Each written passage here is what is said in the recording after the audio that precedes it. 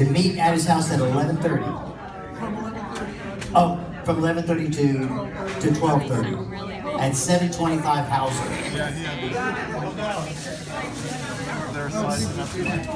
All right, we got it. Hey, Ken, let's get that joke.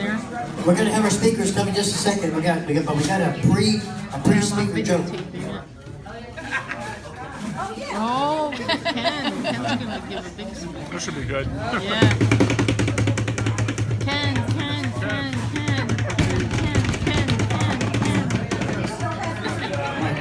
And the drum roll, please. I have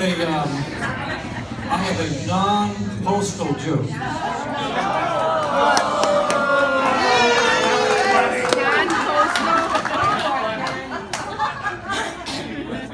Get anyone else anything? Water, more cake to take home. They need cake to take home. Cake to take home. Engineers finally developed a totally automated passenger jet. Well worth it. Today in the inaugural flight plan, the jet was sold out.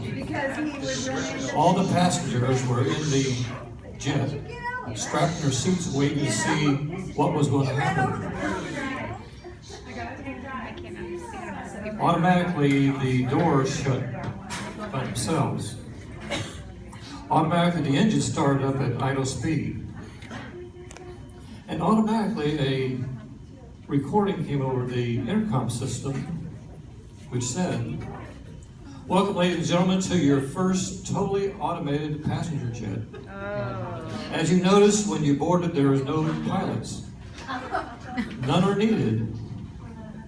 So sit back, relax, Yeah, right. enjoy the flight, for nothing can go wrong, go wrong, go wrong."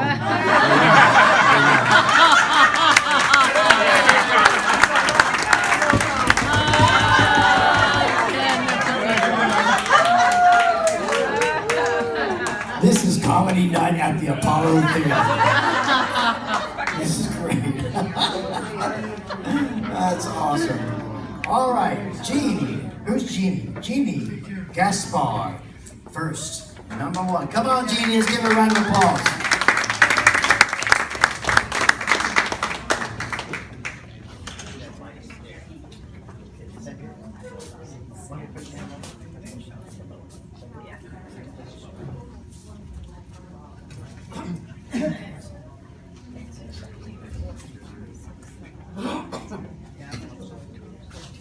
Okay, first, I just had a few words that I thought described Keith, just a few of many.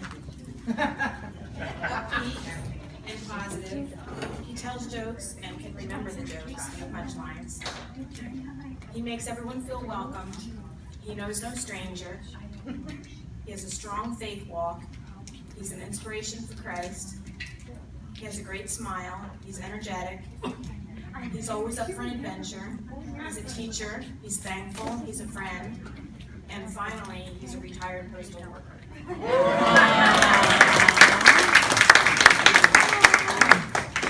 I met Keith a little over 20 years ago.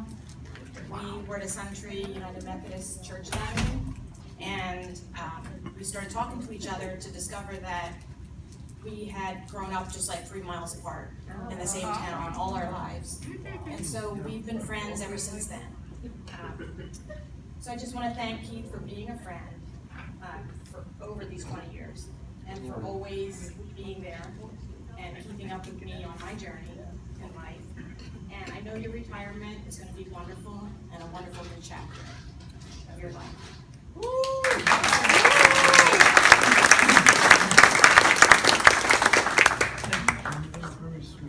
Thank you, Jeannie. And now, Ken Ellis. Let's give him a round of applause.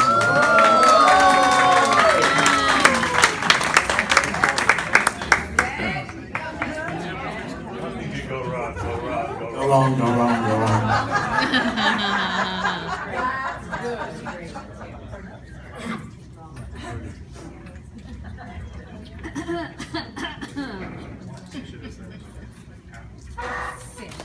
I've known Keith since the mid-1980s. He joined us for a trip up to Washington, D.C. But it didn't take me very long to realize that Keith likes to tell jokes.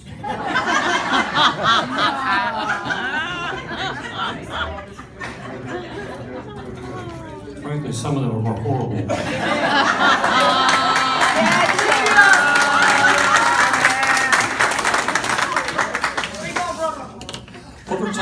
Over time, I've detected a pattern. Something is said at dinner conversation that inspires Keith to tell a joke. Then he tells another joke. Then comes a third joke, followed by a rapid-fire series of jokes. Then it's on to round two. Joke, joke, joke, followed by another series of rapid-fire jokes. Frankly, at this point, I'm sick and tired of hearing these jokes.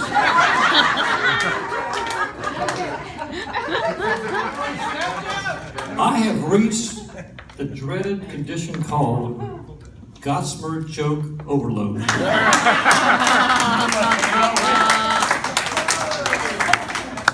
It is a serious condition that has potential of ruining your eating and tying you up in lots of frustration. Well, ladies and gentlemen, I have great news. Just when it seemed all hope was lost, an antidote, a secret code, has been developed for relief from this awful condition called Gossamer joke overload. His friend from Georgia, Jim Drogima, and myself, on our trips we've taken, have developed this code. This secret code is so powerful, it will stop Keith dead in his tracks from telling any more jokes that evening. Its effect is on the same level how kryptonite used to stop Superman. When Keith hears this code, his eyes become glazed over. He goes into a trance, and he shakes with fear inside. Keith is conditioned not to cross the red line, this red line, of not telling any more jokes. This secret code is so powerful, it is guaranteed to work 100% of the time, every time. I encourage you to use it as needed. Here's the secret code. Keith has a middle initial that starts with R. Now, we know R doesn't stand for Rhett Butler with Gone with the Wind. We definitely know it doesn't stand for Reverend. And it doesn't stand for retirement. But it does stand for, as you saw in trivia, Roger. That's the secret code. When you want him to, if you are starting to have the overload syndrome, what you do is you turn to him, look straight in the eyes, and you say with a stern voice, you say, Roger! Roger!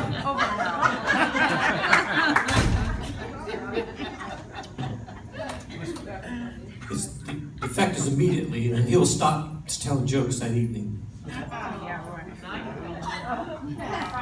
Sanity will return to the dinner conversation. So use that secret code if you need to. In that situation, you need to use that code. There it is. He'll respond 100% of the time. He'll know what to do if it gets to that point. But normally it doesn't, but just to have as in your arsenal. But all kidding aside, Keith is a great guy.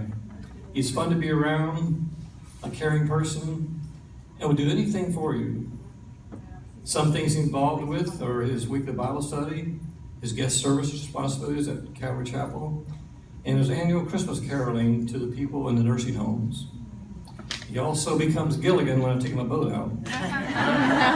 He's the skipper. It's a 3-hour tour. With all this retirement time, maybe a return of teaching his weekly ballroom dancing classes could be in the future. Come on, Keith. Keith, I count you as a great friend. There have been a lot of good times, and I wish you the best in your retirement with many more happy years to come. I hope you can do all you want to do.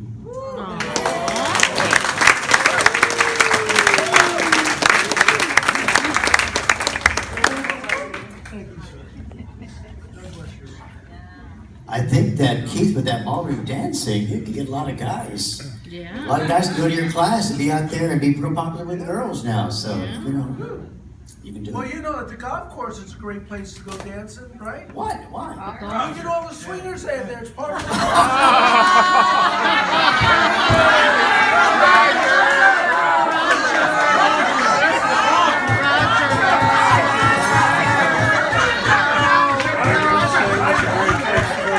Oh my, Ken, you started something. You started something. Just make sure your pastor doesn't say that, right? All right, listen. Thank you, Ken. Thank you, thank you, Judy, for sharing. And now we have Bill Dupree. Come on up, Bill.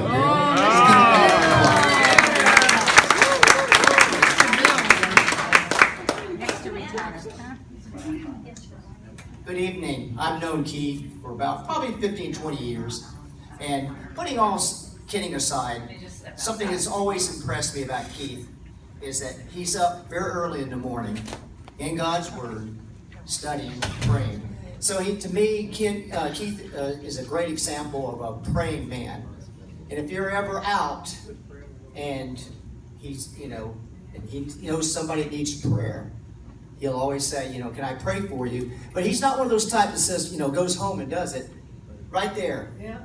He'll take your hand and he'll pray for you, And we had that example on the cruise. We just got off a cruise, and the very first day, I was talking to a lady, and Keith came and introduced himself and asked the lady, hey, do you have anything for prayer? And she said, yes, I do have a friend that needs prayer. And he immediately grabbed her hand and he prayed for her. And I think she was very impressed by that, because that's what I think when I think of Keith. In addition to the jokes and the good comedy he has, that he likes to pray. He's a man of prayer. And he serves the church very faithfully in guest services. He does add an extra spin on serving. But I can't get away from this, Mike, without telling a very funny story. Because probably a lot of you, it was mentioned that Keith conducts the annual Christmas sing. And every year we go out to at least 2 nursing facilities. Well, one year, sorry Keith, I just had to bring this up for those who didn't know the story. We all went out to a nursing facility. It was next to, I think, Palm Bay Hospital, and the nursing facility there. And always Keith dresses as Santa Claus, and he has a Miss Claus. Well, this year we were going around, and we'll sing, and Chris and Keith will come, and say, ho, ho, ho, ho, ho, ho. And so we were on the back side of this nursing facility, and we were approaching the communication center where all the nurses center. And Keith is going, ho, ho, ho, ho, ho, ho. And all of a sudden, his suspenders, the Santa Claus suit started dropping. And he didn't know it. And he said, ho, ho, ho, ho, ho,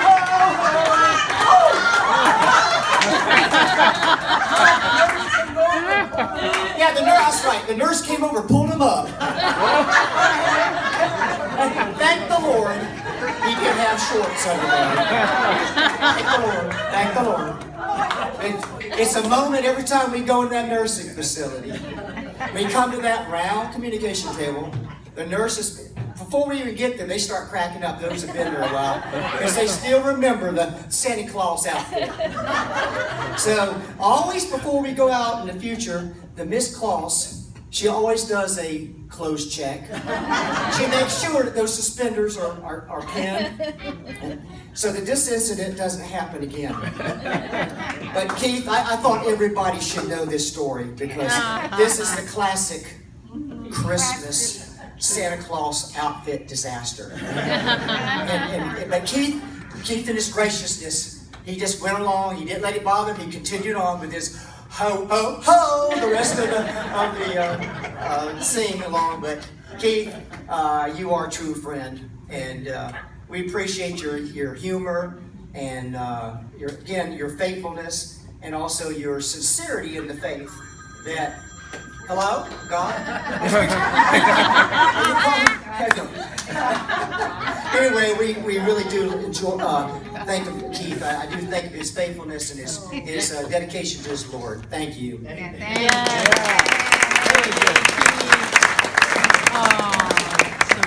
I thought that was God calling, said, I got something to say too. And Keith, listen, we want to give you an opportunity to say, if you want to say anything, please come on, it's yours. Oh, it's gonna be a joke. Yeah. All right, sure. Roger. Okay, who wants to hear a joke? No, I'm just kidding. Oh, there you go. Well, one thing about being a mailman, we always did things with more zip, but we always had a good time doing it. But one thing I want to thank you all, it's such a blessing to me having you as friends, and a couple people are just more like acquaintances, friends, but with my friends up here and all you, you don't know how much it just touches me so much in my heart, and I just feel so blessed by it. I really do, and it's so fantastic. And I know it's all because of God. And I thank Him every day for all of you. It really means a lot. And just seeing some people I haven't seen in a while, people from the Suntree Group. And it's just so fantastic. Yeah, and they're just so, if you knew them, you would just say, they are so special. Just like everybody else is that I know. And then with Scott back there, he always said, make sure you don't give me any bills. So I look at his mail, and there's no my name a bill on it, so I just stuck it in his mailbox. But I'm just so blessed by everybody here. You don't know how much it means. And I also delivered Dorothy's mail, too. So it was really good. It really is. But one thing else, her boyfriend that she goes with, his name is the same as mine. The first word first, Keith. That's it. So, but it's like I said, just knowing each and every one of you and all the times you spent together, I just feel so blessed by it, and I thank you all from the bottom of my heart. God bless you.